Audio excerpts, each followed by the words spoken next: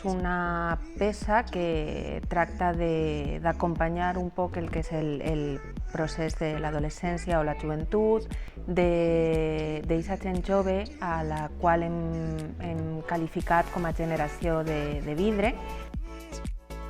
Jo crec que és important conèixer de primera mà i en aquest sentit estem treballant a través de mediacions i de xerrades en adolescents de quines són les seues pors o les seues icones.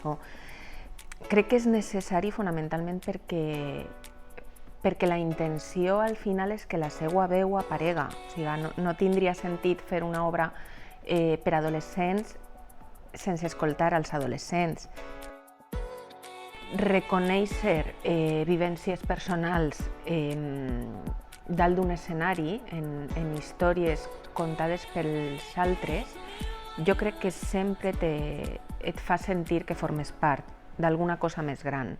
No sé si arribarem mai o si arribaria jo a comprendre el que estan vivint els adolescents d'ara. En qualsevol cas, crec que hem d'escoltar més.